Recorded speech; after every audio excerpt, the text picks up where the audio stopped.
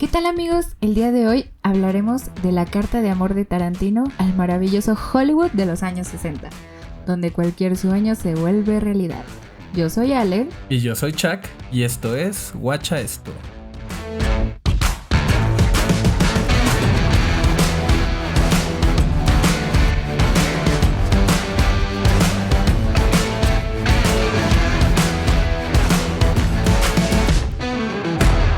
Bienvenidos. Bienvenidos.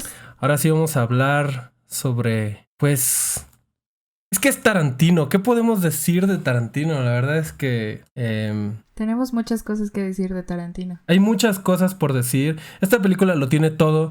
Tiene grandes actores, tiene un gran soundtrack, tiene escenas de acción, tiene gore, tiene pies, tiene de todo. De todo y para todos. Tiene pies. Como cualquier película de Tarantino. Sí. Creo que al igual que la mayoría de sus películas, esta no se queda atrás. Es diferente, es una película distinta, yo diría, me atrevería a decir, pero sí es una película como todas las películas de Tarantino que son... rápidamente se vuelven parte de la cultura popular. No sé cómo lo veas, Ale, pero es muy gracioso. A mí me encantó. Es buenísima. A mí me pareció muy buena. No es el flick de acción a la que nos tiene acostumbrados Tarantino. Eso no quiere decir que no tenga acción. Hay partes donde sí. Pero no es ese tipo de historia, ¿no? Sí, es una historia un poco más... yo cuando lo estaba analizando me daba cuenta de que... Bueno, Tarantino ya él es parte de la cultura popular. Las cosas que él haga, las frases que él escriba en sus películas se vuelven memes y aparecen como metareferencias en otras películas, ¿no? Pero es muy gracioso porque esta película es la cultura popular autorreferenciándose. No sé si te dio esa impresión, pero... Sí. Siendo que Tarantino es el director de cultura popular... todo el tiempo... Sí, yo creo que autorreferenciándose y autorreferenciando otras cosas. No, claro. Otras muchas cosas. Otras cosas, pero me refiero a que no siempre autorreferenciándose a sí mismo como Quentin Tarantino, sino a sí mismo como cineasta y como líder de la industria del cine en Hollywood, ¿no? De todo este mundillo de las estrellas y los dobles y las producciones y los directores. Entonces es muy gracioso porque es un tributo hacia... De cierta manera es un tributo del cine para el cine hacia el cine. ¿Sí? Entonces caen en muchos chistes, en muchas metareferencias que son muy divertidas, muy interesantes. Y creo yo que le da un trato muy especial, no solo a una época, sino a ciertas figuras actorales de esa época, a ciertas maneras de hacer las cosas y pues también a una famosísima tragedia, ¿no? De la época. Uy, sí. ¿Y te parece si hacemos un pequeño repasito? Claro. Ahí va su pequeña alerta de spoilers. Esta película pues ya tiene un poco de tiempo. Lo estamos... Acaba de salir en Amazon Prime. Y justamente coincidió con el estreno de un libro que está publicando Quentin Tarantino sobre la misma película, ¿no? Una novela. Sí. Bueno, si no saben de qué película les estamos hablando, estamos hablando de Once Upon a Time in Hollywood. Once Upon a Time in Hollywood es una película que retrata la vida realmente... sí, la vida de la época dorada del cine de los 60s en Hollywood, pero a través de los ojos de un actor... pues digamos que ya está como de salida, ¿no? Es este actor que fue famoso, que tuvo su gran época, pero que ahorita ya está pues como en declive. Sí, porque como Hollywood va cambiando, bueno, el medio va cambiando, él como que intenta adaptarse a esos nuevos cambios. Sí, es una industria súper volátil, o sea, hoy puede ser la estrella más grande del mundo y mañana eres un don nadie. Sí, exacto. ¿No? Son como las altas y bajas, ¿no? Exacto, hay muchos altos y bajos y los altos son muy altos y los bajos son muy bajos, ¿no?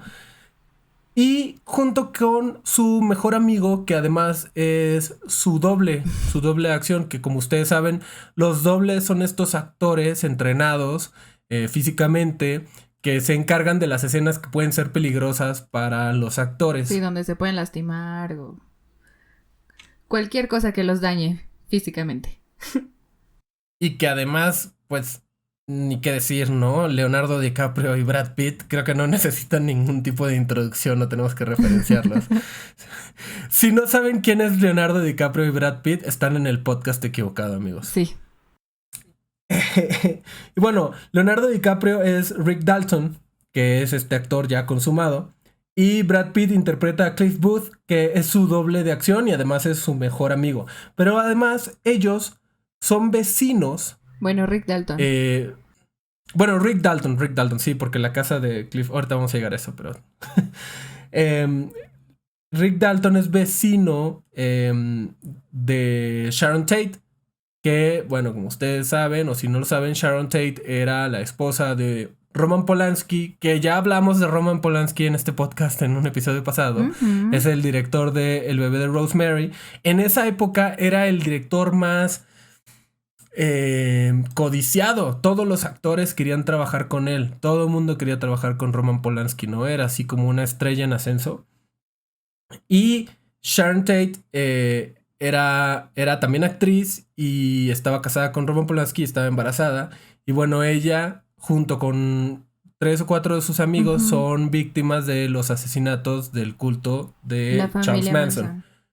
Entonces, esto sucede en este contexto. Claro que Quentin Tarantino nos ofrece no solamente un tributo y una glorificación al pasado, pero también le da unos pequeños giros a la historia, ¿no? A lo largo de la historia y sobre todo pues en el final, ¿no?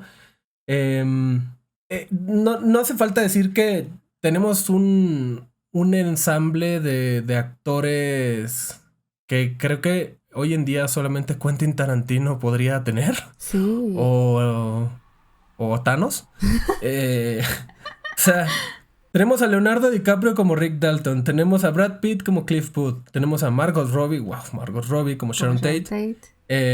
Dakota Fanning como una de las chicas de Charles Manson. Sí, una de la familia Manson. Está Kurt Russell. Damian Lewis. Kurt Russell. Al Pacino. Que si no lo conocen también no sé qué hacen aquí. Al Pacino. Damian Lewis como Steve McQueen. O sea, vaya. Es un elenco muy grande. Son ese tipo de repartos. Sí, son ese tipo de repartos. ¿No? Donde puede ser que traes a uno de los actores más famosos del mundo a que dé 3 escenas. Como en el caso de Al Pacino. Y aún así son de las mejores escenas de la película, ¿no? Oh, sí. Además, sí siento que la mayoría, o sea, aunque salgan en una escena o dos, o sea, los puso estratégicamente por algo. Ya lo iremos mencionando poco a poquito más adelante, pero... Sí, definitivamente. Vamos a entrar un poco en detalles de la película porque vamos a contar muchos datos curiosos y vamos a hablar de ciertas cosas. Entonces, bueno, otra vez es su segunda alerta de spoilers. Ya nos vamos a meter más a la película, ¿no? Bueno, en general esta historia se ve sobre todo, creo yo, a través de los ojos de Cliff. Aunque tenemos muchas partes de la película. Es una película larga de 3 horas. Tenemos ciertas partes de la película donde estamos completamente a través de los ojos del personaje de Leo. Yo sentí que el verdadero protagonista es Cliff. ¿El doble? El doble, sí. Por ciertos motivos, ¿no? Pero en realidad es un dúo. Entonces, sí, hay escenas largas en donde vemos al personaje de Leo, a Rick Dalton, trabajando en un western, ¿no? Y lo vemos desarrollando sus propios personajes, desarrollando además personajes que él como que ya no está muy seguro de que quiere, pero no tiene opción porque pues está al final de su carrera, entonces lo que sea, pues, lo que pague tu lujosa casa en Los Ángeles, ¿no?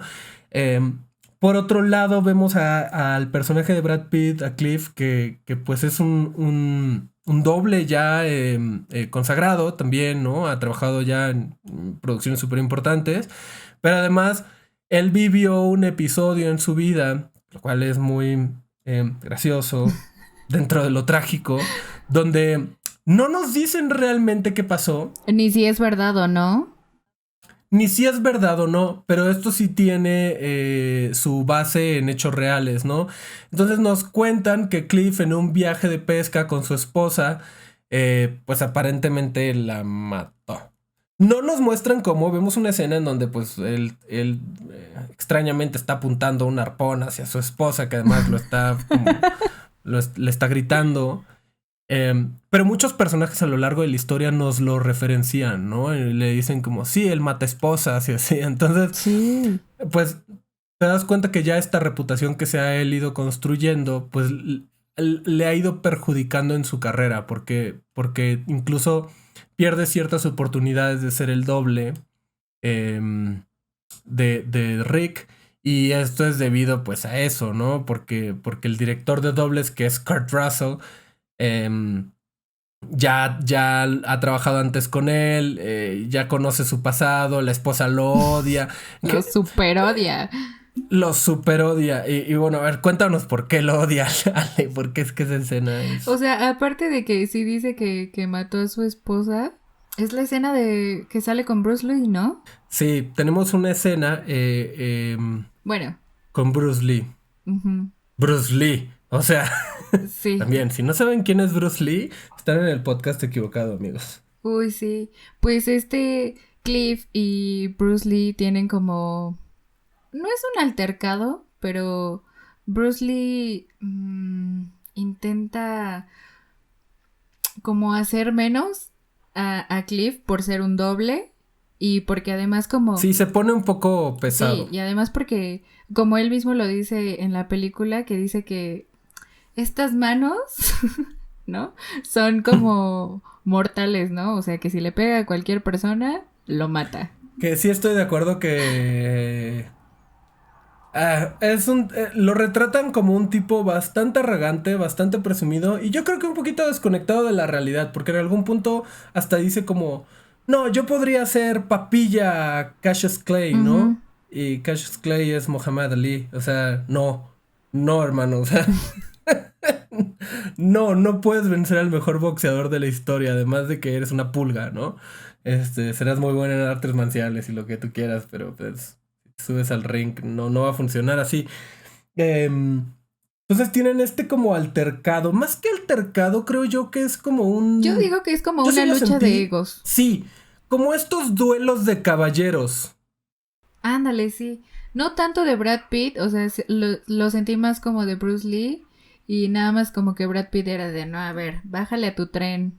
Sí. Así de, yo te voy a mostrar cómo no eres los puños de la muerte, casi, ¿no? Claro, y esto obviamente termina, o bueno, no termina, pero presenta algo que Bruce Lee no esperaba.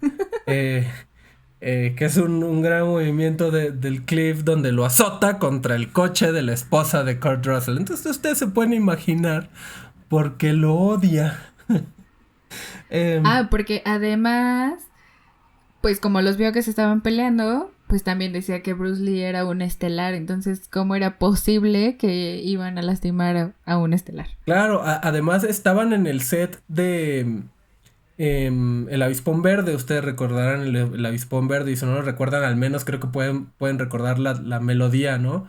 Que hasta viene como en celulares y este tipo de cosas, Y si no captaron esa referencia de que están en el set, es muy claro cuando Cliff le dice, vamos, Cato, o sea, le dice su nombre del programa de Avispón Verde.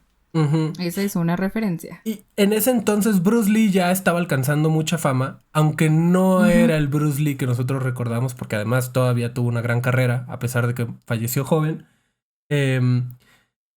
Y esa escena, de hecho, Ale, fue súper controversial una vez que salió la película, porque... Sí. Porque incluso la hija de Bruce Lee dijo que era una mala representación de su padre, que su padre no era así. Sí, ella no estaba de acuerdo con que pintaran a su papá como bastante prepotente. Así es, pero mira, yo vi una entrevista de Tarantino que me pareció súper lógica, en donde él dice, mira, yo entiendo, es su hija, es su padre, ella conoció a otro Bruce Lee, los demás jódanse, prácticamente, ¿no? Sí, además no me acuerdo qué frase dicen en la película, pero Tarantino dijo, él sí lo dijo. O sea, esto sí lo dijo y a mí no me importa y así era. Sí, yo tengo por ahí unos datos de que efectivamente Bruce Lee en el mundo sobre todo de los dobles de acción, como que él los despreciaba. Él los veía como inferiores, ¿no? Como los trataba como... Sí, como personas de segunda clase para él, ¿no? Digo, por ponerle un término. Entonces, hay un término dentro del mundillo de los actores de dobles de acción que se llama tagging. Tagging es cuando tú en una escena de combate de verdad le pegas, ¿no? Porque ves que cuando pues, estás peleando haces como que golpeas, pero en realidad no estás lastimándote, ¿no? Cuando el término tagging se refiere a cuando sí le estás pegando a alguien. Entonces, hay varios actores de acción que después hablaron al respecto y decían que sí, efectivamente, Bruce Lee le pegaba intencionalmente a los dobles a los dobles de acción todo el tiempo. Y que además de eso los trataba pero pésimo, así que era un tipo súper arrogante, sobre todo con los dobles, ¿no? Entonces tiene mucho sentido y bueno, al final es algún tipo como de, también te digo, son un montón de metareferencias, ¿no? Es curioso, sí, porque esta escena, a pesar de que es súper controversial, tiene toda una lógica de existir según la historia que cuenta Tarantino y además fue cambiada, no iba a ser así. Entonces lo que Tarantino cuenta es, mira, cuando un profesional de las artes marciales en su mente, ¿no? En mente de Tarantino se va a enfrentar a un novato, a alguien que considera que no sabe nada, pues le va a aventar su primer golpe y el segundo golpe probablemente vaya a ser igual que el primero solamente para humillarlo, ¿no? Lo que Bruce Lee no esperaba era que Cliff en realidad lo estaba engañando, ¿no? Estaba jugando con su arrogancia y dijo, este güey me va a tirar el segundo madrazo exactamente igual. Y entonces lo agarra y lo azota, ¿no? Contra el coche. Cuentan por allí que la escena no terminaba como terminó, sino que después había un tercer golpe, porque ellos dicen como 2 de 3, ¿no? Ese es como el pacto del duelo. Y cuando la grabaron decidieron que no le hacía justicia a Bruce Lee, ¿no? Que lo hacía quedar mal. Entonces imagínate, ya de por sí así era la escena. Y deciden cambiarla. De por sí era arrogante. Exacto. Deciden cambiarla para que el tercer golpe nunca se dé y entonces quede como un empate, ¿no? Y aún así, pues ya sabes, digo, Bruce Lee fue un actor de acción que subió muy muy rápido, que fue muy muy muy famoso y que trágicamente murió de, me parece que una embolia cerebral, muy joven. Entonces como que súper joven. Como que la idea que todo mundo tiene, y bueno, además el incidente trágico con su hijo, ¿no? Con Brandon Lee. Todo el mundo lo tiene como muy glorificado y todo el mundo solamente se quiere acordar de las cosas buenas de él, porque tampoco era un mal tipo, ¿no? Entonces, pues es normal que en el mundo cause, pues este tipo como, sobre todo en los fanáticos de Bruce Lee, ¿no? Y esa es la escena más controversial de la película. Sí, sí hay que decir que, al menos, lo que yo me di cuenta de esta película es que, te lo comentaba Ale, es que sí se siente que es una película de insiders para insiders. O sea, es decir, el término, me refiero a que... Todos los que estén involucrados. Exacto. Ajá, todos los que estén involucrados en el medio. Exacto. Y de hecho hay una escena dentro de la película en donde Cliff y Rick están en casa de Rick y están viendo cómo inicia un programa que se llama FBI. FBI, ajá. Y ahí sale Rick. Y te das cuenta, es un pequeño vistazo a cómo la gente que trabaja en el medio ve su propio contenido, ¿no? Y es muy gracioso porque ves como Cliff dice, mira, ese es un buen tipo, qué buen golpe le diste, ¿no? Y entonces te das cuenta como, claro, cuando trabajas en el medio, ves el trabajo de diferente manera porque es trabajo. A lo mejor el público, nosotros los mortales, pues lo vemos así como películas, algo inalcanzable, ¿no?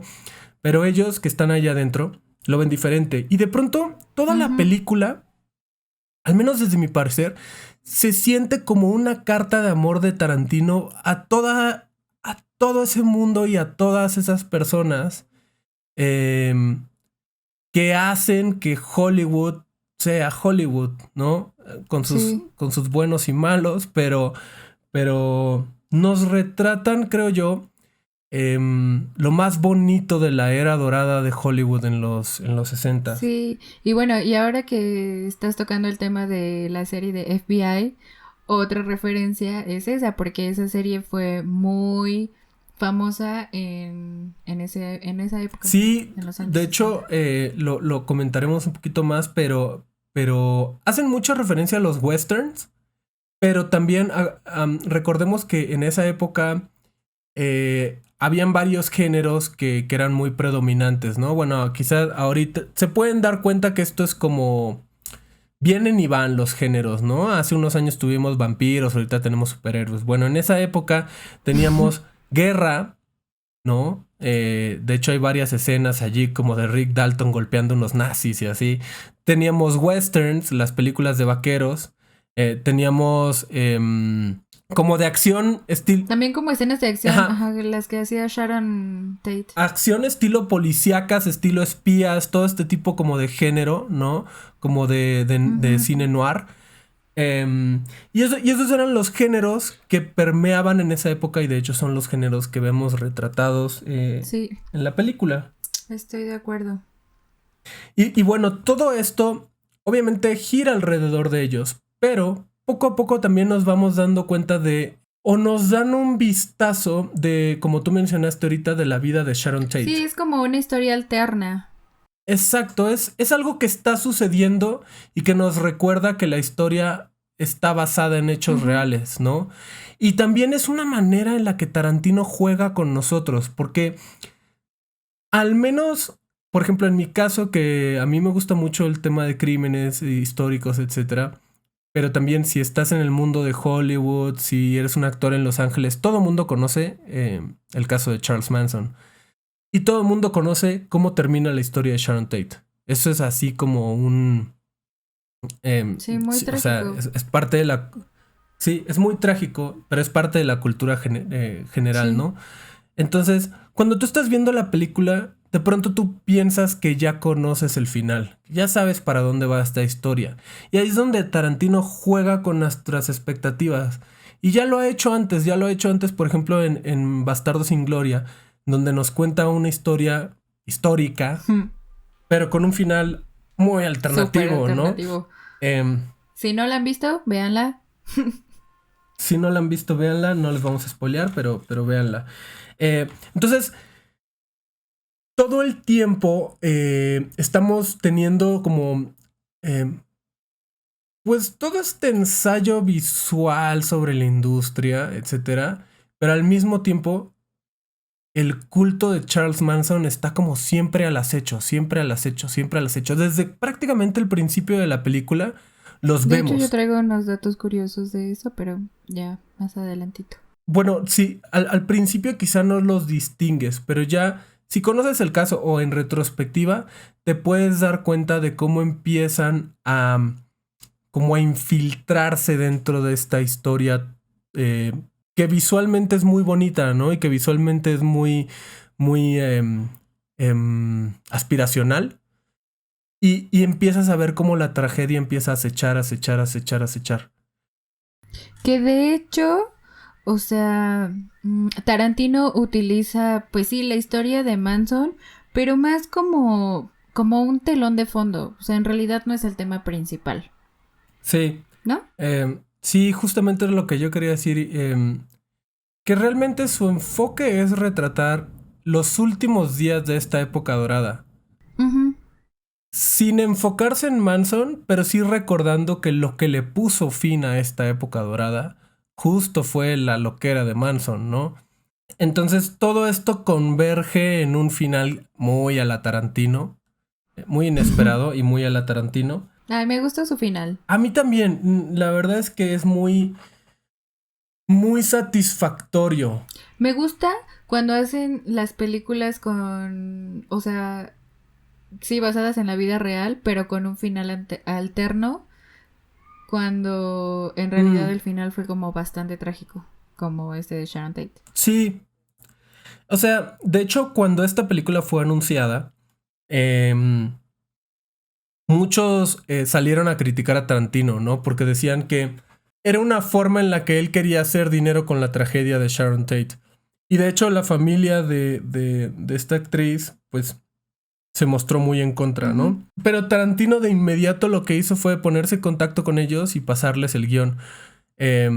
Y decirles, mira, esto es lo que yo quiero hacer, esta es mi visión, esta es mi idea, ¿no?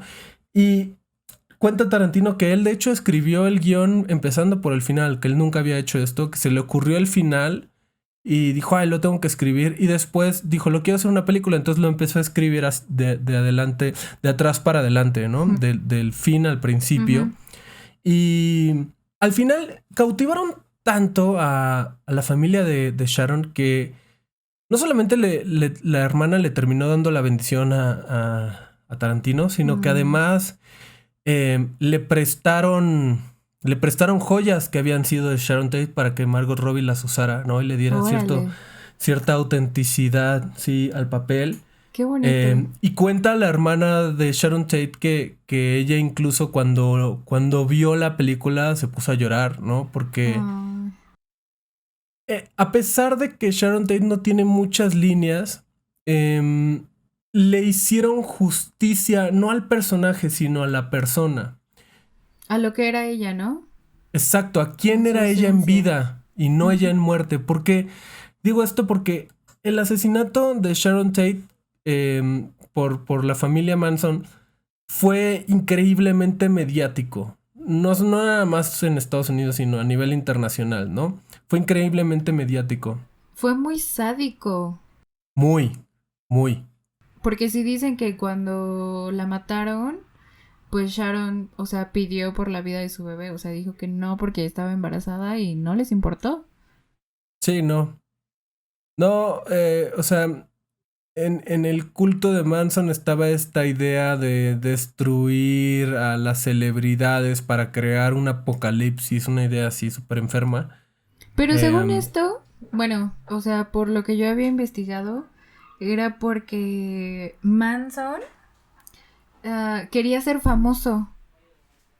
O sea, como que de alguna u otra forma él quería ser reconocido por todos, ¿no? Mundialmente. Entonces, conoció a un productor de música que se llama Terry Melcher, me parece. ujú. Y él había quedado en que le iba a ayudar a hacer un disco a Manson. Es por eso que Manson va mucho a la casa de Sharon Tate y de Mm, Roman Polanski a buscar a ya. Terry. Que es el personaje Entonces, del que se habla en la película, ¿no? Que era ujú, el que vivía anteriormente en esa ujú, casa. sí, que ya ves que Roman sale y le dice, no, aquí ya no vive, ya se fue. Entonces es por eso que Manson iba mucho. Y pues ya, o sea, como nunca se hizo su disco, fue cuando mandó a su familia a que los mataran.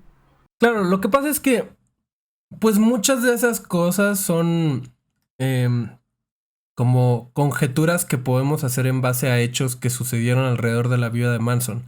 Sí, Pero como él realmente nunca ha confesado ni confesó nada, sí, no em, sabemos en verdad qué fue lo que poder sucedió. entrar en la mente enferma de Charles Manson, pues está súper complicado, ¿no? Em, pero sí fue un asesinato muy muy sangriento, muy sanguinario, muy de sangre fría. Escribieron en las paredes. Sí, en efecto, este Con la personaje, sangre. esta persona que todavía está encarcelada, Tex, les dijo que él era el diablo y que venía a hacer las cosas del diablo. O sea, fue algo así terrorífico, ¿no? Y tuvo mucho impacto en Hollywood, muchísimo. O sea, sí le rompió el corazón a Hollywood, ¿no? Así como lo hizo, por ejemplo, el asesinato de John Lennon al mundo de la música o el asesinato de Gianni Versace al mundo de la moda. Son esas tragedias que sí afectan a toda una comunidad de profesionistas, de profesionales. Sí. Y pero creo yo, lo que también fue muy doloroso fue el trato que le dieron los medios. O sea, se publicaron fotos de todo tipo, ¿no? Sí, como que no tuvieron respeto. No, nada, no tuvieron esa responsabilidad periodística. Entonces, hoy en día, desafortunadamente, cuando la gente escucha Sharon Tate, pues no piensan en sus películas, ni en su carrera, ni en los sueños que ella tenía. Todo el mundo recuerda esas fotos sanguinarias, ¿no? Ese resultado de la loquera de Manson. Sí, cómo la mataron y todo eso. Y entonces, justo lo que decía la hermana es que al final, a pesar de que Margot Robbie no tiene muchas líneas como Sharon Tate, le logró dar vida con su pura interpretación, su actuación corporal, de cómo ella era, ¿no? De lo agradable que era como persona, de que era muy enérgica, muy optimista, ¿no? O sea, que era una persona más allá de la víctima, ¿no? Sí, sí, la verdad. Eso creo que es algo que la película logra excelentemente. Sí, porque pues cuando ella va a las fiestas, las reuniones con sus amigos, ella siempre está muy feliz, muy Ujú. enérgica, ¿no? Sí. Además de que sí, también la notaban como muy enamorada de su esposo y todo eso. Qué bueno, hablemos de Roman Polanski, aunque sea un poquito, pero Roman Polanski también no ha estado lejos de controversia, ¿no? Sí, no. Bueno, Roman Polanski, como ya dijimos, es un director. Y de hecho él también tuvo la oportunidad de enterarse de la película y del guión antes, ¿no? Quizá como un favor de Tarantino, ¿sabes? Un favor entre directores, quizá por cortesía. Pero Roman Polanski, como tú sabrás, Ale, no puede pisar Ujú. suelo americano. Jamás. Sí, huyó. Porque está en pedido de extradición por haber abusado de menores. Entonces, eh, Polanski, de hecho, todavía dirige, pero se encuentra, él es originario de Polonia y viaja en ciertos países de Europa en donde él sabe que no hay tratado de extradición con Estados Unidos. Entonces, para esta película, por ahí se cuenta que él envió a uno de sus amigos a Los Ángeles para que leyera el guión y le dijera a Roman Polanski más o menos de qué iba a tratar la película, aunque él dice que nunca estuvo en contra de que se filmara, ¿no? Ujú. Yo creo que ya Tarantino tiene cierta reputación, cierta trayectoria en donde la mayoría de la gente confía en su visión, ¿no? Sí. Ah, yo quiero poner otra referencia que se me hizo muy bonito porque como dices que él no estuvo como en contra de que se filmara y todo eso. No sé si recuerdan esa escena donde Sharon Tate va a buscar una edición especial para regalársela a su esposo. Ujú, sí. La novela se llama Tess y está escrita por Thomas Hardy. Ujú. Y pues resulta que 10 años después de la muerte de Sharon Tate, Roman Polanski llevó esa novela al cine. Ah, mira, qué bonito. Sí, eso En se me hizo Polonia. bastante O en Los Ángeles.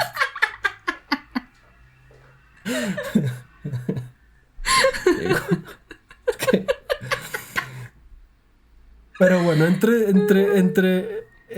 también algo que me pareció interesante, entre varias cosas, vamos a empezar con los datos curiosos.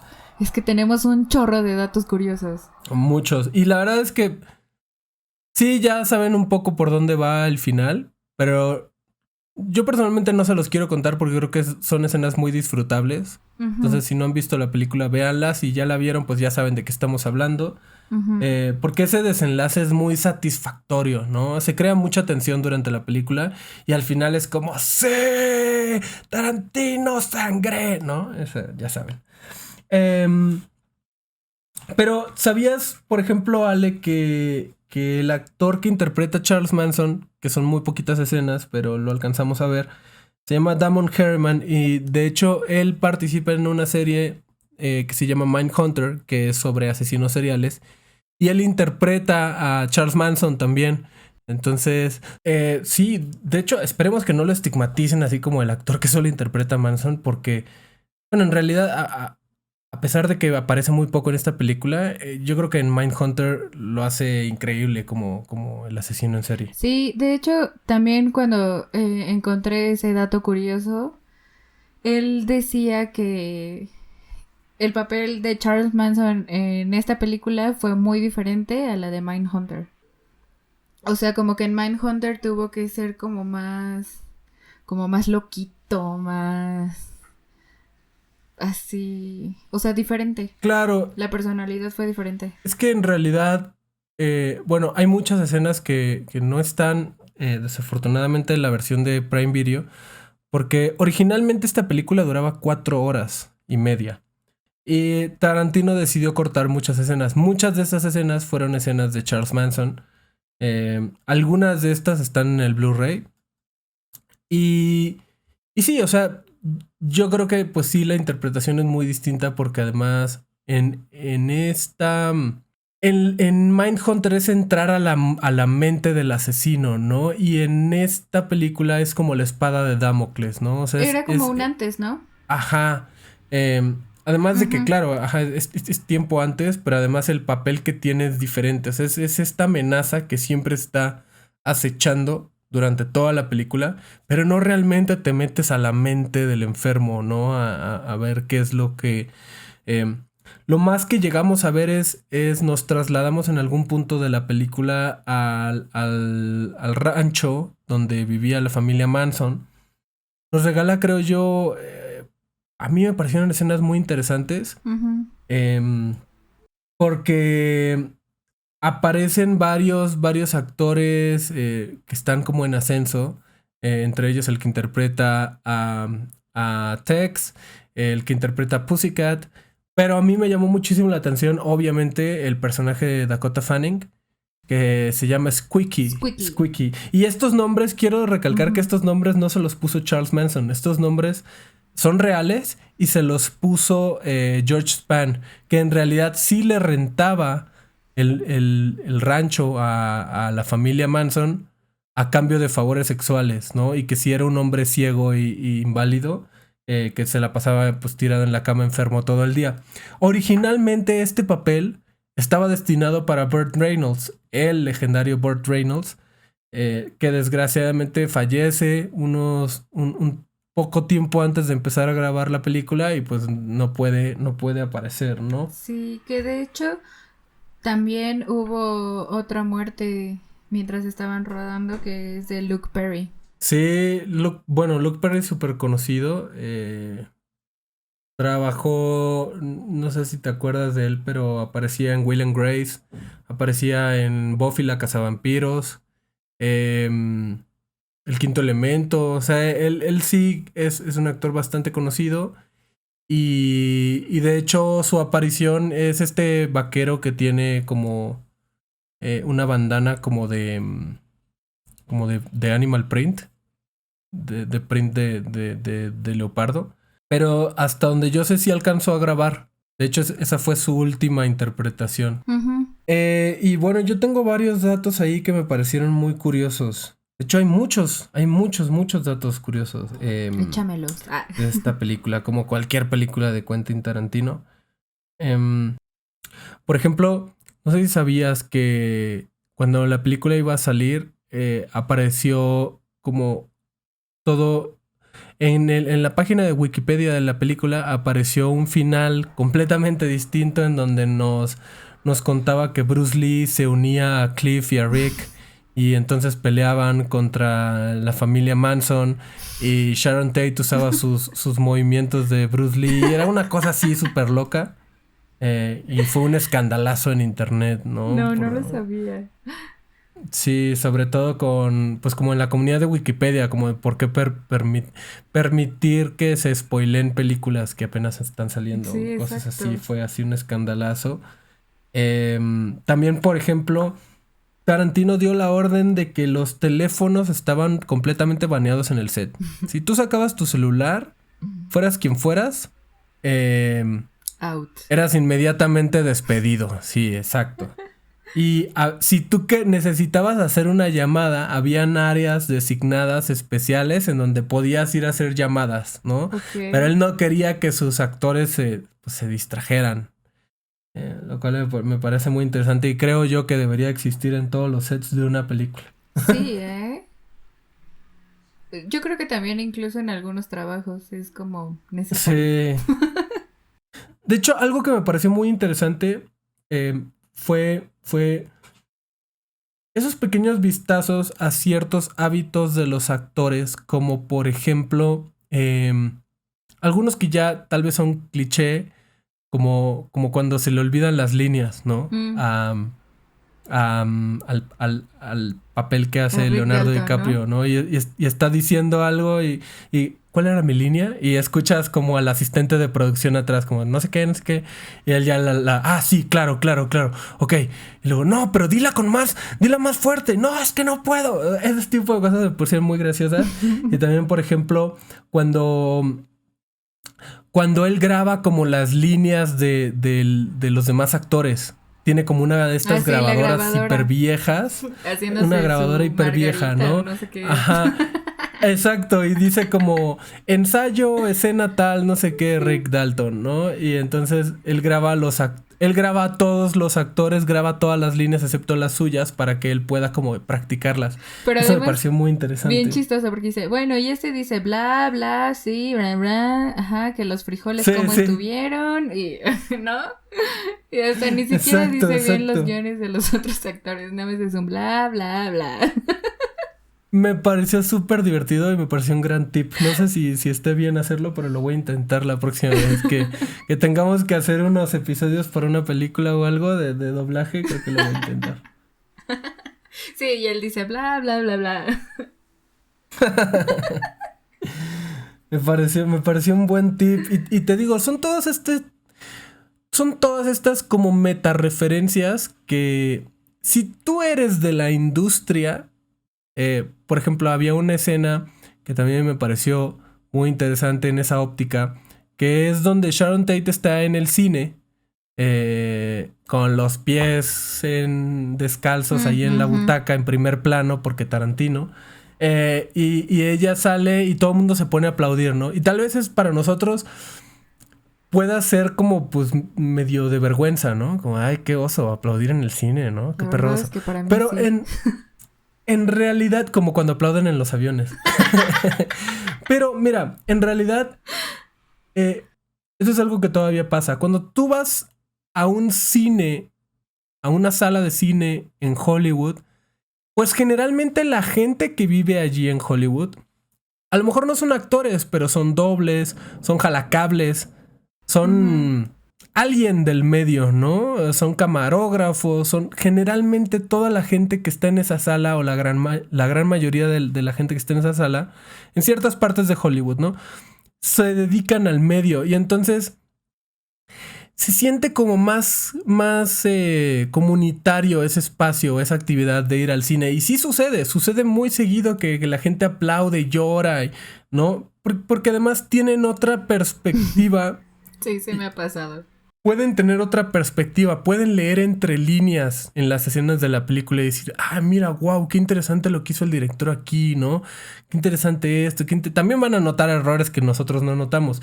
Pero me pareció muy realista ese retrato que hicieron de Porque además también sucede que los actores van al cine, van así con sus lentes antipaparazzi para que no los vean y una gorra y una gabardina, pero van al cine a ver a veces sus propias películas, ¿no?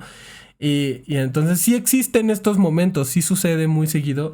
Y de hecho una historia de esa escena, un poquito antes, es que ves que en esa escena Sharon Tate intenta entrar gratis al cine diciendo que pues ella es la estrella, ¿no? De la película, que pues un boletito, ¿no? Sí. Y esa escena es muy gracioso porque es una referencia a una anécdota de Tarantino de él, de su vida, donde él intentó entrar a una película que él había escrito y él ya había hecho, creo, Perros de Reserva, me parece, y llevó a una cita e intentó entrar diciendo que, pues, diciéndole al gerente que, pues, él era el escritor, ¿no? Ajá, que le diera chance. Y que empezaron a llegar fans de Tarantino a pedirle autógrafos y todo, y que le pareció muy curioso y decidió meter esa pequeña escena. Entonces, si te fijas, para Tarantino, esta película es especialmente personal, creo yo. En otras películas, pues él se toma a sí mismo mucho más en serio. De hecho, yo leía que, por ejemplo, Tarantino casi nunca deja improvisar. Él es un director que se caracteriza porque él ya tiene algo escrito. Ya lo tiene en su mente y quiere que se haga tal cual como está escrito. Y de hecho hay varias escenas que le permitió a Leonardo DiCaprio y a Brad Pitt cambiarlas y agregar diálogos o cambiar las escenas. Y yo creo que esto se puede interpretar como eso, ¿no? Como que para Tarantino este es un proyecto muy personal. Como tú dices al principio, es una carta de amor. Sí. Y entonces puede como aflojar un poquito más las tuercas de ser estricto y darse ciertas libertades que a lo mejor no se da en sus otros proyectos, porque finalmente no se lo está diciendo cualquiera, ¿no? Se lo está diciendo Brad Pitt, ¿no? Le está sugiriendo algo Brad Pitt. Entonces, por eso digo que esta película se siente hecha por Hollywood para Hollywood y en Hollywood, ¿no? Sí, que de hecho, o sea, hablando de eso de la carta de amor de Tarantino hacia Hollywood, hemos de saber que él es como muy fan de los spaghetti westerns.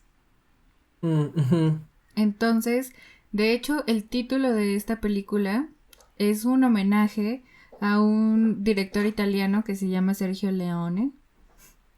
Que era muy conocido por eso de los spaghetti westerns, que hizo una película que se llama Once Upon a Time in the West.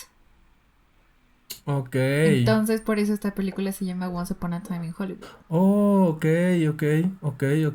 Súper interesante. Y también era fan de otro director italiano que se llama Sergio Corbucci. O sea, también era como un monstruo de los spaghetti westerns. Claro, que de hecho lo mencionan en la película. Exacto. Por nombre. Sí. Ajá. Y si no lo saben, es el personaje que le da como la esperanza a Rick Dalton de que su nombre vuelva a crecer, pero en Europa. Sí, porque, bueno, para los que no han visto la película, el término spaghetti western, que de hecho también le hacen le llaman a una película de espías Spaghetti Spy o Spaghetti Action.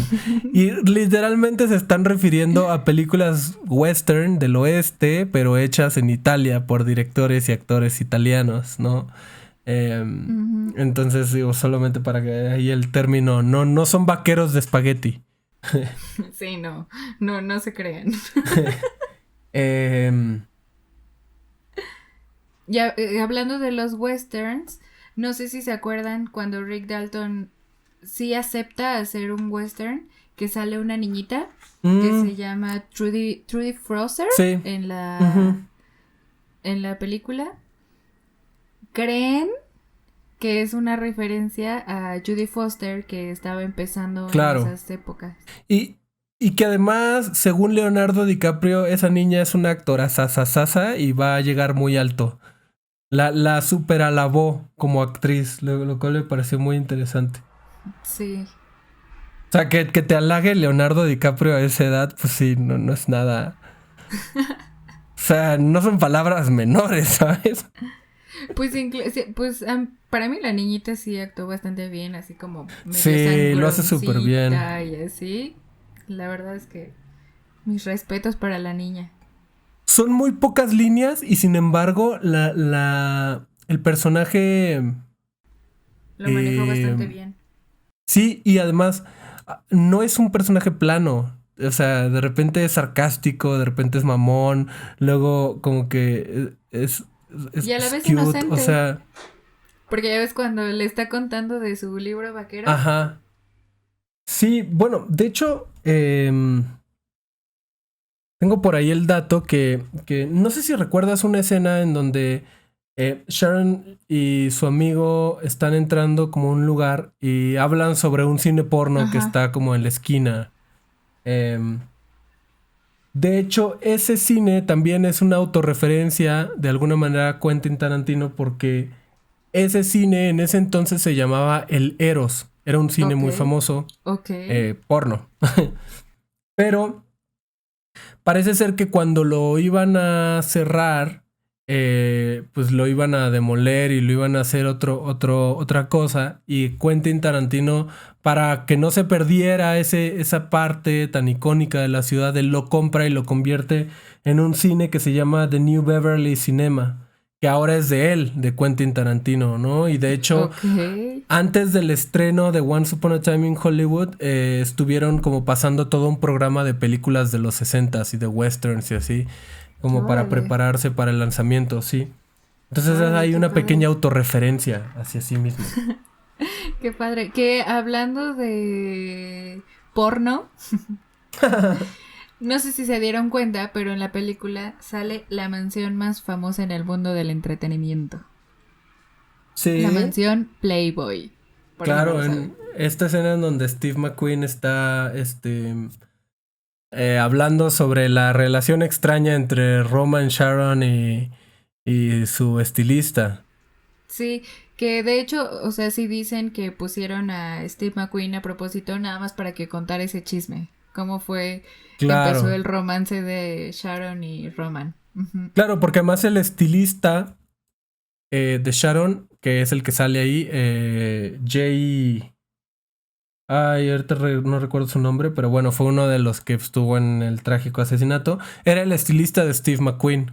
Por eso es que todo el mundo, ya sabes que ya todos se conocen, ¿no? De alguna manera. Sí.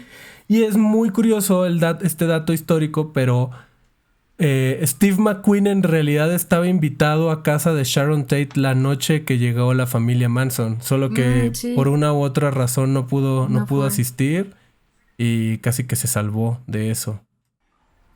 Y luego, hablando de autorreferencias también, que estabas diciendo lo del cine, también otra autorreferencia que hace Tarantino a una de sus películas, que es la de Bastardos sin Gloria,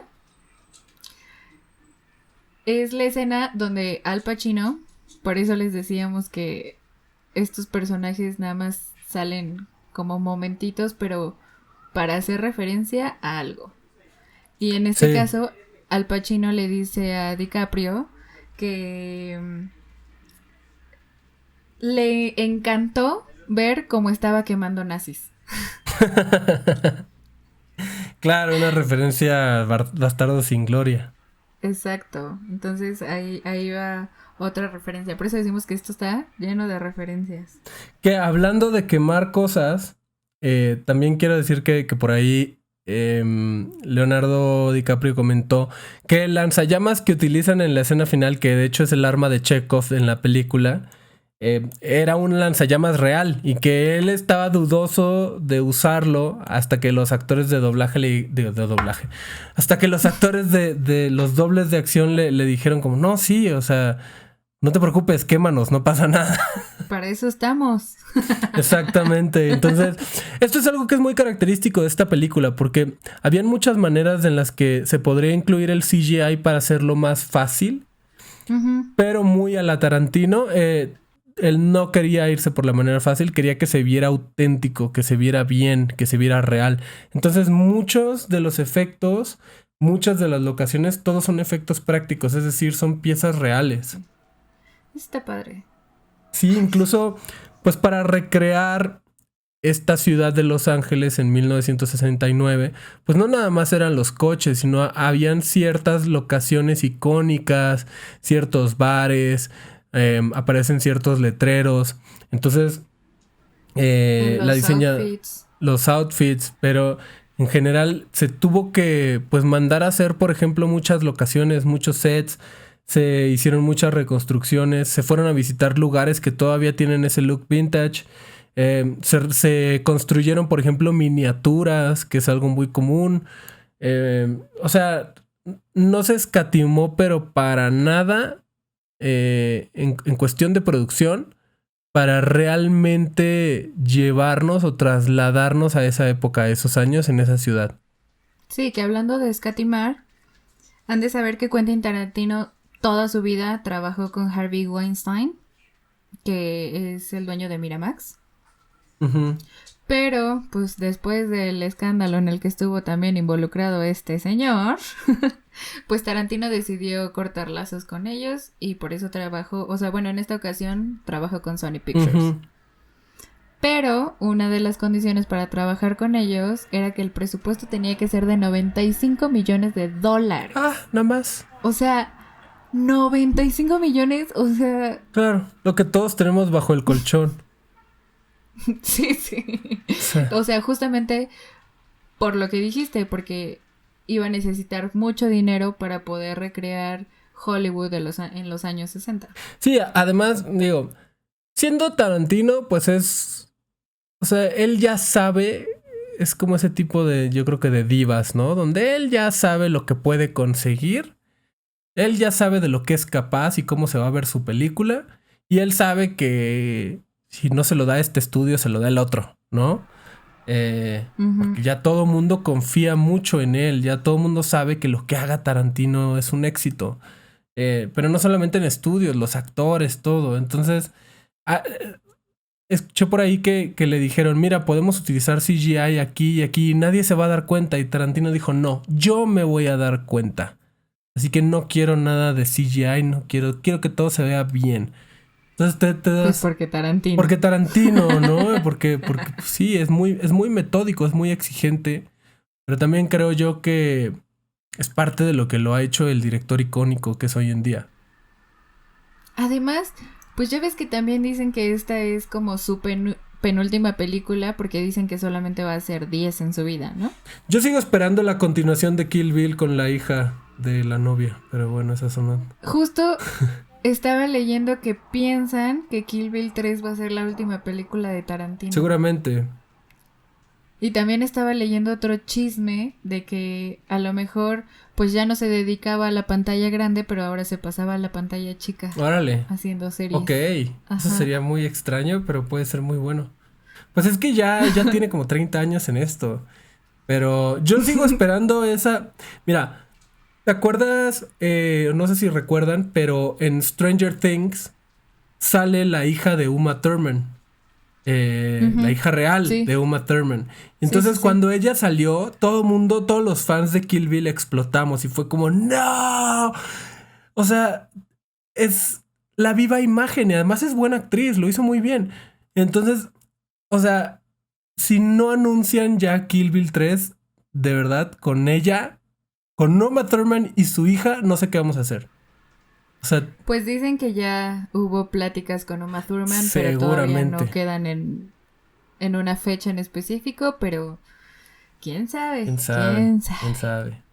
Ya veremos, yo lo sigo esperando, pero bueno, finalmente, para mí te parecerá extraño, la mayoría de las personas dice que Pulp Fiction es su película favorita de Quentin Tarantino, pero para mí yo creo que mi favorita sí sigue siendo Perros de Reserva.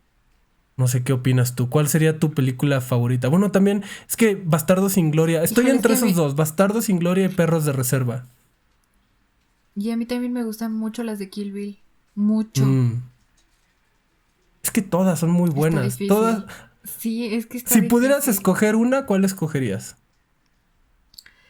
A mí sí me gusta Pulp Fiction. Ok. Sí, no, a mí también.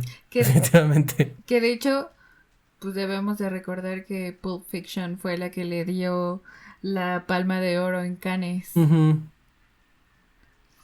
Y de hecho, pues Tarantino adelantó la postproducción de Once Upon a Time in Hollywood porque en realidad él lo quería estrenar el 9 de agosto, que era el 50 aniversario de la muerte de Sharon Tate. Ok. Entonces tuvo que adelantar la postproducción porque él quería otra vez participar en Cannes para ganarse las Palmas de Oro, pero, o sea, a pesar de que lo ovacionaron mucho, pues no ganó. Claro. Sí, bueno, es que Pues ni modo. el trabajo de Tarantino, además de ser muy icónico, pues sí es muy violento. Disfruta mucho el gore, Sí. ¿no? Y ese tipo de películas, ese tipo de contenidos es difícil luego que cautiven por completo en los festivales. Se la ven un poquito más amargas que otro tipo de películas, pero bueno, finalmente es Quentin Tarantino, no necesita más premios.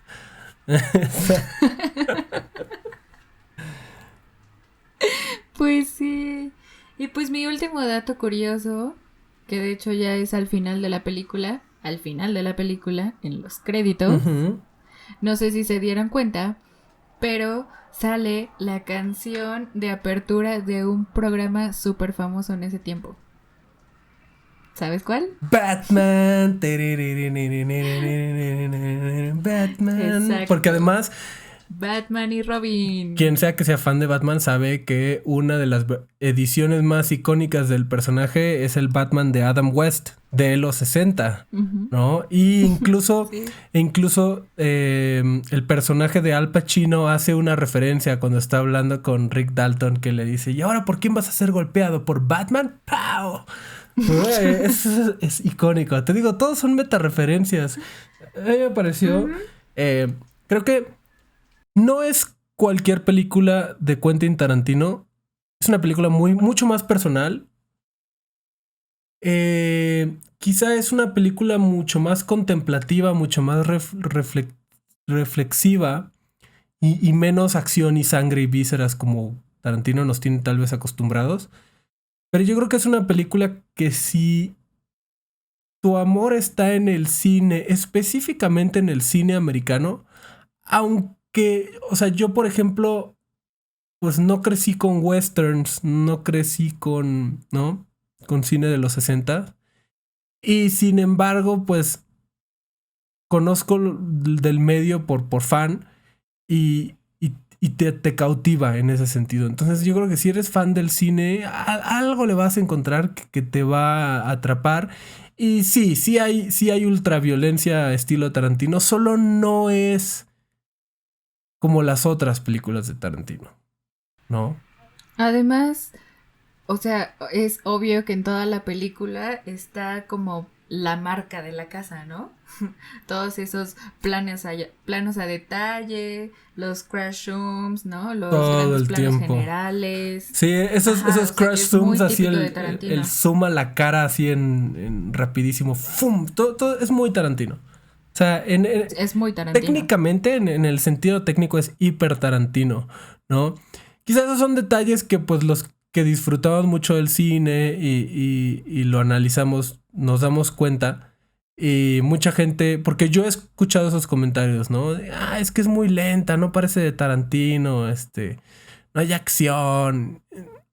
Es otro tipo de película de Tarantino. Sí, Pero sí es de él, sí, sí es es muy de totalmente él, diferente. totalmente su firma, como dice Sale. Ajá. Pero sí nos ofrece algo, yo sí diría más personal, más íntimo, tal vez. Sí, porque como tú dices, o sea, son como tanto experiencias personales de él como de su carrera, ¿no? De las películas que mencionamos. Ujú, Y, y yo creo que todo lo que ha influenciado en él para ser el director que es hoy en día, claro, claro, ¿no? para hacer lo que hoy en día es Hollywood, ¿no? Porque no llegamos a películas como las que tenemos hoy en día de la noche a la mañana, ¿no? Ha sido todo un proceso. O sea, el cine en Hollywood, pues ahorita está como en una adultez, ¿no? Quizá ahí en los 60 estaba como en su loca adolescencia, ¿no? Donde sucedían muchas cosas muy locas. Y entonces, un poquito es eso, es eso.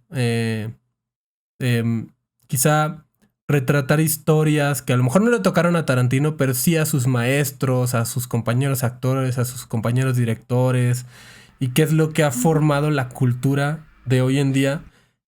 Un poco, creo yo también, pues tratando de salvar parte de lo que se ha arruinado por gente como Harvey Weinstein y Kevin Spacey, etcétera, Bill Cosby, ¿no? O sea, sí hay cosas que están muy mal y que tienen que cambiar en Hollywood, pero no todo es malo, ¿no? Sí, no. Y como que él nos quiere mostrar esa otra parte, ¿no? No lo feo. Sí, es lo que yo sentí, y que además coincidió mucho con este problema de Harvey Weinstein y su separación y todo esto, porque eran muy unidos con Tarantino y Weinstein. Coincide un poquito, y yo siento que sí es esa reivindicación que él está tratando de hacerle a Hollywood, de sí, pues sí hay muchos problemas, pero también creo yo que pues es una comunidad muy, que tiene mucho que ofrecer también, ¿no? Y eso es lo que creo yo que él quiere como mover en todos. Sí, porque igual, o sea, como te dije, todo lo que lo ha influenciado a él, que les mencioné a los directores italianos Sergio Leone y Sergio Corbucci, también lo podemos ver en sus otras películas como Django y... Ay, ¿cuál es la otra película? Otro western que también tiene... No, solo recuerdo Django en este momento.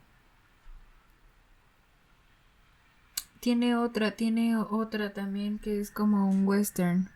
Bueno, si son fans de Tarantino, han de saber de qué otra película estoy hablando. Sí, pero, o sea, también en sus otras películas podemos ver, pues, las influencias. Es que realmente tiene. Tarantino, si tú te fijas, si tú te vas a los géneros clásicos, él ha hecho de todo, ¿no? Ha hecho películas de guerra, ¿no? Ha hecho películas western, como tú dices. Ha hecho este tipo de películas de artes marciales con Kill Bill y como muy, con influencia asiática, ¿no? Hattori Hanzo y todo esto. Entonces, los géneros clásicos, digamos, del cine, todos los ha hecho Tarantino. No hay ninguno que no haya hecho prácticamente, de una u otra manera. Ya me acordé de la película. ¿Cuál? Se llama Los Odiosos 8. Ah, claro, sí. En esa también. Sí sé cuál es. O sea, ahí se ve mucho la influencia de esos dos directores italianos que tanto le gustan a él. Sí, es que es muy curioso porque él es parte de la cultura popular hoy en día, ¿no? O sea, es muy divertido. Yo vi varias entrevistas en donde le dicen como... De hecho, en la tumba de Nick Fury, en las películas del MCU, hay una frase bíblica, Ezequiel no sé qué, que menciona un personaje de Samuel L. Jackson en una película de Tarantino. Órale. Y él la vio y se caga de la risa, ¿no? Y dice, claro, o sea, me da mucha risa que me referencien. Porque él sabe el calibre que él representa para la cultura popular, ¿no? También tienes esa escena icónica al final de Avengers donde el chasquido de Thanos los borra y el personaje de Nick Fury va a decir motherfucker y se borra. Eso también es la referencia al personaje de Pulp Fiction, ¿no? Entonces, y tú puedes encontrar hoy en día referencias a Tarantino en Los Simpson, en en donde se te ocurra, ¿no? Sí. Entonces creo yo que, bueno, esperemos que si es su penúltima película, todavía tenga mucho que ofrecer.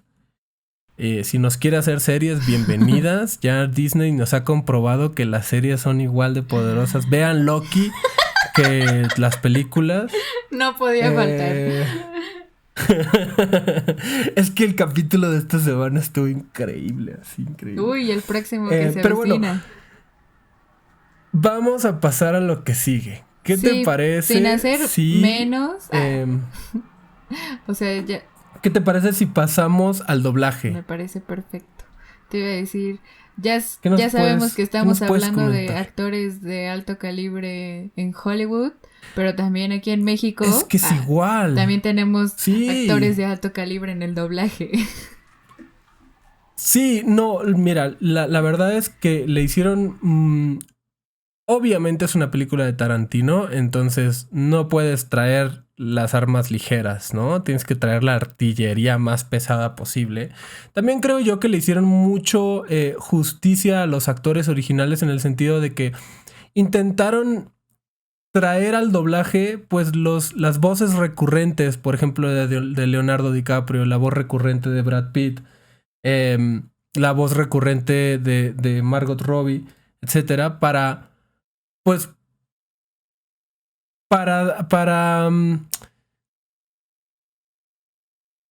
yo creo generar de entrada la interpretación de la más alta calidad, ¿no?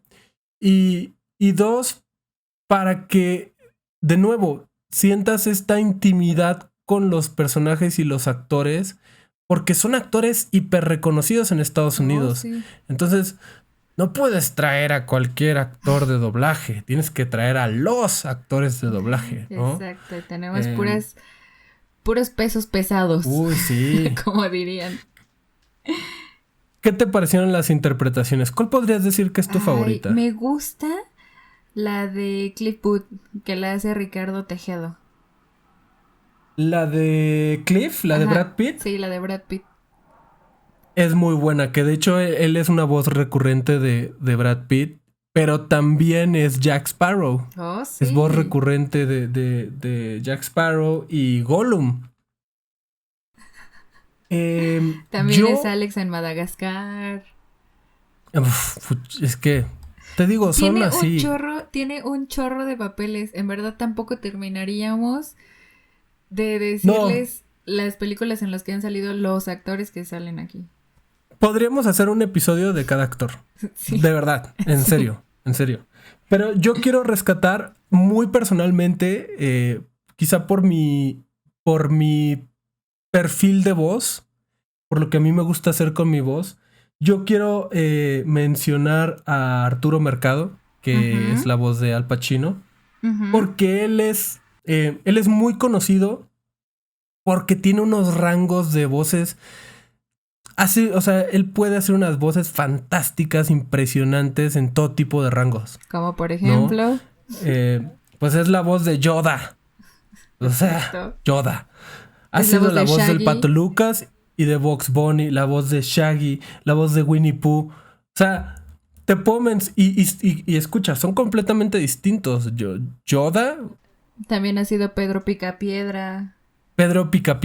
O sea, él tiene una gran capacidad como de irse a extremos muy locos en su voz, que es algo que a mí me gusta mucho. Les estamos hablando de personajes muy diferentes. Sí. Y muy caricaturizados, donde también tienes que alcanzar pues intenciones y entonaciones muy altas, ¿no? Muy fuera así del techo. Como el del Pato Lucas. Sí. Y eso a mí me gusta mucho como en mi aprendizaje actoral de actor de voz. Y yo justo él es como de todos, sin hacer de nuevo menos a nadie, porque todos hacen un trabajo increíble, pero a él específicamente yo lo admiro bastante y me pareció que bueno, Al Pacino no tiene muchas líneas, pero como tú dices hace rato, lo que dice es icónico, ¿no? Lo rescataría. Y bueno, pues también tenemos a José Antonio Macías, o mejor conocido como Pepe Toño. Sabemos que él es la voz de Steve Rogers. Es que nuestro América. Cap. Él es nuestro Cap. O sea, si vives en Latinoamérica, el señor Pepe Toño es nuestro Cap. Nuestro Cap. Pero no nada más, también es Deadpool. Ajá. Tiene grandes personajes. Te digo, podríamos hacer un episodio entero sobre el señor José Antonio Macías y nos divertiríamos también hizo la voz de Christian Grey. Pero quiero mencionar también a que ya se está volviendo casi que nuestra invitada recurrente, pero Carla Falcón, sí, que interpreta a Sharon Tate, ella es la voz de Harley Quinn en muchas de sus ediciones, o sea, también en caricaturas, y de hecho, ella ha expresado ya que es su personaje favorito. Y no está de más. O sea, Harley Quinn es un gran personaje. Se ve que como actor te puedes divertir muchísimo, ¿no? Puede ser romántica, puede ser loca, puede ser tóxica, puede ser violenta, graciosa, psycho. O sea, wow. Pero también hace un personaje que en el mundo de mis amigos gamers es muy similar a Harley Quinn, que es Jinx en League of Legends, que también es esta como... pirómana, amante de las explosiones, medio psycho, y es un personaje muy similar a Harley Quinn, y ella es la que... Y también hizo la voz de Cruella de Vil ahora en esta película. Sí, ella también hizo, o sea, de hecho, yo podría decir que Carla es ahora mismo como uno de los nombres más cotizados, ¿no? ¿Te parece? Como en la industria. Sí. Son de esas que van empezando. También quiero mencionar al señor José Luis Orozco, que interpreta a Kurt Russell, que no es un papel menor. El señor Kurt Russell es un grande.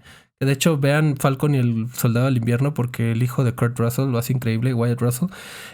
Pero... Que por cierto, no sé si les dijimos que Kurt Russell también es el narrador de la película. No lo mencionamos y es algo que yo me enteré hasta mucho después. Porque yo escuchaba la narración al principio dije, ok, tal vez es Brad Pitt. Y ya cuando, después de 2 líneas, como, no es Brad Pitt, ¿quién es? Y ya hasta después me enteré que es Kurt Russell. Pero... Y sí, la narración también la hizo José Luis Orozco. Y él, bueno, ustedes lo pueden conocer, es icónica su voz. Él es la voz de Buzz Lightyear en todas sus ediciones. Buzz Lightyear. Y es la voz... Lord Voldemort. Lord Voldemort. También, no sé si vieron Mejorando la Casa, pero él es la voz de Tim Allen. Y para mis amigos amantes del anime, él es la voz de Virus en la edición Super de Dragon Ball, ese dios gatuno, que también es un personaje increíble. También es el Dr. Hank Pym en Ant-Man. Ah, que es Michael Douglas, ¿no? Sí, Michael Douglas, sí. El Dr. Hank Pym. O sea, estamos hablando, como se pueden dar cuenta, de puro gigante, ¿no? De la industria. También está Marisol Romero, que hace la voz de Dakota Fanning, de Squeaky. Uy, sí, que además ese personaje... Ustedes recordarán a Dakota Fanning por esa niña actriz que todos recordamos de los 2000, que era súper tierna y cute y así. Bueno, en esta película es así un personaje hiper perverso, así... Que no dice mucho, pero lo que dice sí es como de... ¡Ay, güey! Demasiado mandona. La Squeaky, sí. Y bueno, ella hizo la voz de Mera. Oh, sí. También es la voz de Maria Hill en el universo de MCU. Igual no sé si vieron Espejito, pero ella hace la voz de Blancanieves también. No te lo manejo, Ale. Pero te puedo manejar que es la voz actual de Lara Croft en los nuevos juegos. Y para mis amigos del anime, ella es la voz de Shion. La secretaria de nuestro amado Slime. Yo reencarné con un slime. ¿Ah? También hace la voz de Yukio en Wolverine Immortal. Ah, ¿te acuerdas de la serio? chiquita? Ella Sí. la voz. Ajá, sí. Wow. También. Y bueno, pues así nos podríamos seguir eternamente. Sí, en serio todos. Que el reparto es muy grande. Por allí también mención honorífica al señor Pepe Vilchis. Nos podríamos seguir, de verdad, porque el reparto de la película es muy grande y el reparto del doblaje es muy grande y todos hacen un papel increíble.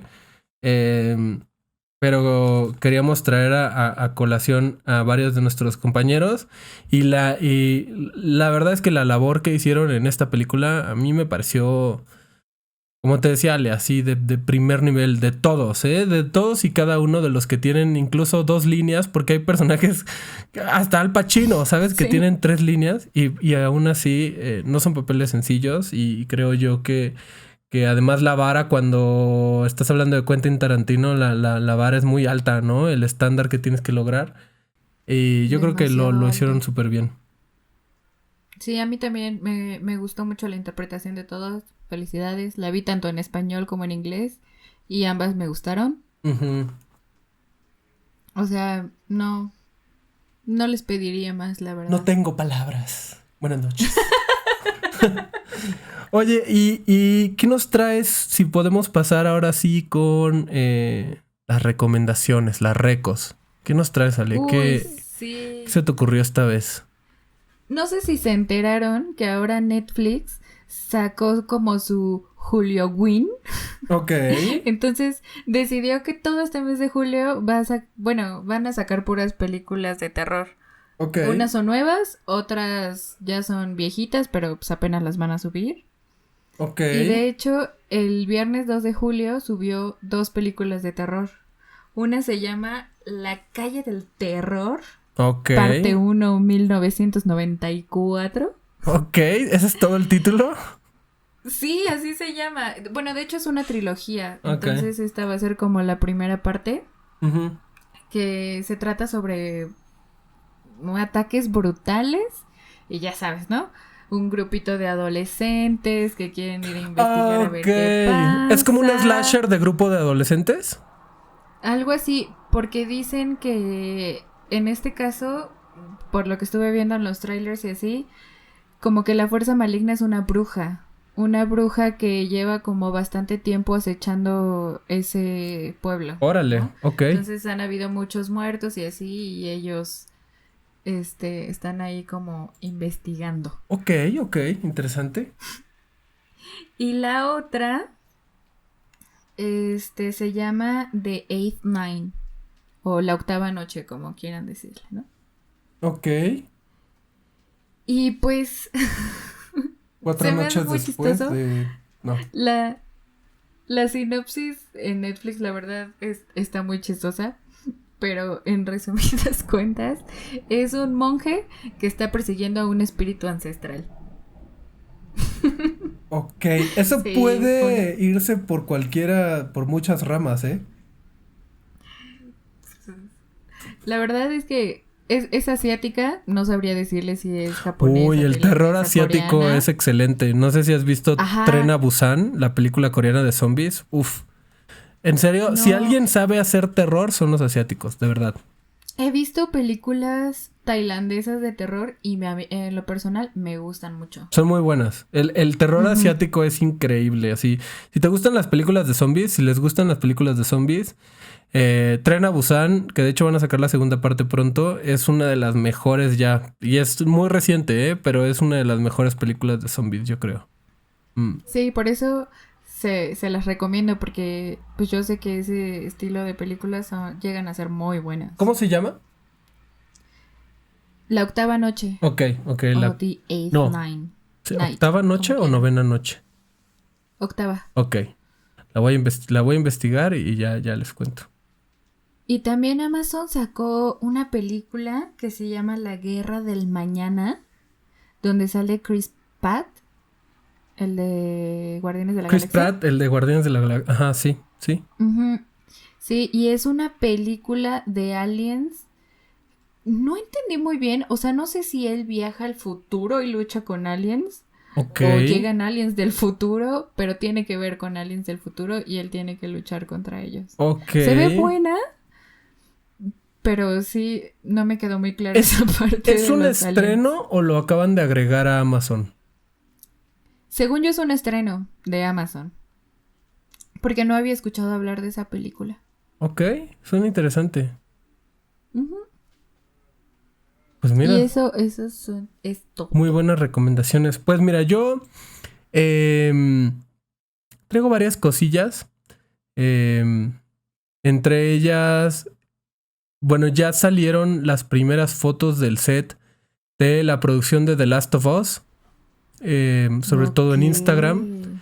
Y bueno, va a contar con un super elenco, pero les adelanto que vamos a tener a Pedro Pascal como Joel, Pedro Pascal de Mandalorian, y a Bella Ramsey como Ellie. Que no sé si recuerdan a Bella Ramsey. Los dos compartieron, los dos estuvieron en Game of Thrones, ¿no? Pedro Pascal era Oberyn Martell y Bella Ramsey era la heredera de la casa Mormont. Una niña muy blanquita, toda vestida de negro del norte, que era súper... que era una fiera, ¿no? Así una niñita chiquitita que era una fiera. Bueno, ella va a interpretar a Ellie y Pedro Pascal va a ser Joel, que pues son los personajes principales, ¿no? De The Last of Us. También tengo por ahí, hicieron un teaser, una especie de teaser, el director de Shazam 2. Hizo un pequeño teaser en el que pusieron el logo de Black Adam encima de una roca. Pero es el director de Shazam 2. Y no sé si sabes, pero van a sacar una película sobre Black Adam que es el archienemigo de Shazam. Pero ya está casteado The Rock. Entonces, este pequeño teaser del logo de Black Adam en una roca es obviamente una referencia a Dwayne Johnson como Black Adam. Sí. Pero la posteó el director de Shazam 2. Entonces, se está empezando a especular que es probable o posible que Black Adam saliera o apareciera en Shazam 2 de alguna u otra manera, ¿no? Entonces, bueno, no sé. Están jugando con nuestros sentimientos, sí, pero nos gusta. También, bueno, tenemos trailers. Tenemos un trailer nuevo, que de hecho acaba de salir hoy mismo, viernes que estamos grabando, de He-Man, la serie animada que va a sacar Netflix. Y que vayan a verlo, está muy bueno. Y también tenemos un nuevo trailer que salió hace un par de días de Foundation. La próxima serie de ciencia ficción de Apple. Que todavía no tiene fecha de lanzamiento, pero nos han estado tiseando y se ve increíble. Yo les quiero decir que yo soy hiper fan de Asimov y de su saga de la Fundación. Entonces, para mí este proyecto es súper emocionante. Entonces, vamos a ver qué... Digo, es Apple, ya nos ha venido sorprendiendo con todas sus series originales. Y, digamos, para los que no saben, Fundación... es una serie de ciencia ficción en el futuro donde los humanos conquistaron la galaxia, pero además tiene tintes de entre Star Wars, Star Trek y quizá un poco de Dune. Como para que se den una idea, ¿no? Está muy loca y de hecho siempre se había pensado que era... porque es la historia más famosa de Isaac Asimov. Isaac Asimov es uno de los escritores más prolíficos de ciencia ficción. Y siempre se había pensado que Fundación era imposible de hacer por términos de presupuestales, ¿no? Y sí, Apple... de hecho dicen que, como que Foundation va a ser como el GOT de HBO. Ajá. O sea, va a ser exactamente como el equivalente a Game of Thrones, pero de Apple, y la gran competencia que va a tener Star Wars a futuro. Entonces, bueno, la expectativa es muy alta, pero yo creo que si alguien puede, es Apple. Y bueno, finalmente estamos grabando en viernes. Se acaba de estrenar la película, para los que gustan de este tipo de slashers, de Forever Purge. La purga para siempre. No sé si así es la traducción oficial, pero ya saben, es de la franquicia de La Purga que todos conocemos. Pero en esta historia la purga ya está baneada oficialmente, pero todavía sucede en este mundo. Y nos cuenta la historia de dos inmigrantes mexicanos que llegan a Estados Unidos y se enfrentan a un montón de fanáticos de la purga. Y está interpretada, está estelarizada por nuestros compañeros, compatriotas Ana de la Reguera y Tenoch Huerta. que han ido, sí, se han ido como cada vez metiendo más a Hollywood, ¿no? Ana de la Reguera la vimos hace poco en Ejército de los Muertos de Zack Snyder. Y bueno, está ese rumor de que Tenoch Huerta va a ser Namor en el universo Marvel. Entonces, pues vamos a ver qué tal. Ya saben que estas películas son jaladonas, sangrientonas, ¿no? Divertidas dentro de lo que cabe, pero tampoco es así la octava maravilla del Festival de Cannes. Pero la verdad es que pues alegra mucho porque los actores mexicanos y directores mexicanos y la gente del cine mexicana ha ido en ascenso en los últimos 10 años, ¿no? Desde Guillermo del Toro, Diego Luna, o sea, ¿sabes? Ana de la Reguera ahorita, Tenoch Huerta, o sea, creo yo que está empezando a haber una pequeña época dorada para los actores mexicanos en Hollywood y pues eso está muy bien. Sí, está muy padre que pues ya los vayan reconociendo más. Así es, sí, pues, y ya, mira, yo no tengo nada en contra del papel de El Narco, ¿no? Por ejemplo, Tony Dalton en Saul, en la película en la serie de Saul, este spin-off de Breaking Bad, es un narco increíble. Es que además Tony Dalton es un actorazo. Pero qué bueno que estamos empezando a encontrar roles fuera de los clichés y de los estereotipos de pues, el mexanarco, ¿no? Que también era lo que mencionábamos en el episodio pasado de Lupin con Omar Sy. Así es. Y que bueno, aunque esta película es sobre inmigrantes mexicanos, que puede también ser en cierto modo algún cliché, estamos empezando a entrar a aguas desconocidas, ¿no? Y esa fue una referencia directa a Namor. Y bueno, también Ana de la Reguera pues hizo ya de una militar, ¿no? Ya no es como siempre... pues sí, el narquillo, que creo que ya es un papel que pues ya chole, ¿no? Como decimos aquí en México, ya está quemadón, ya vámonos por algo nuevo, diferente y que le den a los actores mexicanos papeles normales, ¿no? Que no estén estereotipados. Y eso me parece muy interesante. Entonces, bueno, vamos a ver qué tal está la purga y de mi parte eso sería todo de noticias. Ay, pues este episodio también estuvo bien padre. Nos remontamos a los años 60. Sí, muy interesante. ¿De qué vamos a platicar la próxima semana, Ale? ¿Estás lista? Uy, sí. Sí. Va a estar un poco apresuradito, pero vamos a analizar Black Widow. Que de hecho ya varios críticos y medios ya la vieron. Pero ya les vamos a estar platicando qué tal esa película con muy pocos spoilers porque entendemos que el episodio va a salir muy pocos días después del estreno. Pero yo estoy súper emocionado porque va a ser... Yo soy mucho de ese tipo de películas de espías y de acción y si además le agregas superhéroes y Marvel y Scarlett Johansson, yo feliz a donde quieran. Además debo de confesar que Black Widow es una película que llevo esperando desde hace mucho tiempo. Sí, es la primera película de Marvel ya en mucho tiempo, porque como sabes, debido a la pandemia, pues tuvieron que prácticamente pausar todo, ¿no? Esta película ya debió de haber salido hace tiempo, de hecho creo que el año pasado. Pero bueno, son pues, cosas que pasan por el COVID. Yo estoy muy emocionado porque además, ya lo hablaremos después, pero va a ser un gran revival para el personaje. Espero. Sí, esperemos que sí esté buenísima. Pero ya, lo sabremos en el próximo episodio. Bueno, pues por mi parte eso sería todo. Amigos, muchas gracias. No se olviden seguirnos en nuestras redes sociales.